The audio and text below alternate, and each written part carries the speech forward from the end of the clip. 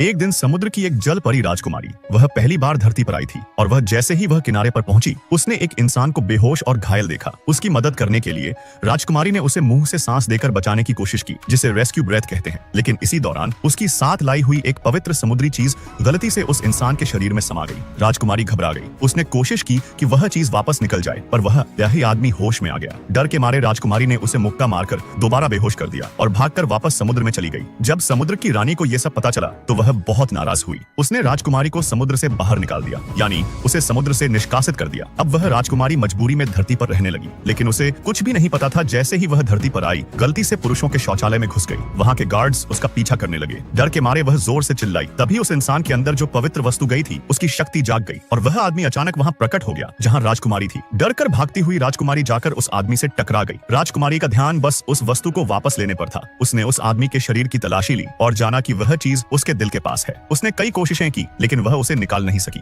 इसका फायदा उठाकर वह आदमी सुरक्षा गार्ड्स को बुला लाया और राजकुमारी को बाहर निकलवा दिया। अब राजकुमारी न समुद्र की रही न धरती की। वह बहुत दुखी और अकेली हो गई। उसी हालत में उसकी मुलाकात एक बूढ़े कछुए से हुई जो असल में एक समझदार और जादुई समुद्री कछुआ था। उसने बताया कि अब वह पवित्र वस्तु उस आदमी के दिल से जुड़ चुकी है और अब वही वस्तु तभी निकलेगी जब वह आदमी सच्चे दिल से राजकुमारी से प्यार करेगा। राजकुमारी को यह बात गलत समझ में आ गई। उसे लगा कि अगर वह बहुत रोएगी तो शायद वह आदमी उसे प्यार करने लगेगा। उसने प्याज और तीखी सरसों खाकर खुद को रुलाने की कोशिश की। अजीब बात यह हुई कि दूर कहीं वह आदमी भी रोने लगा।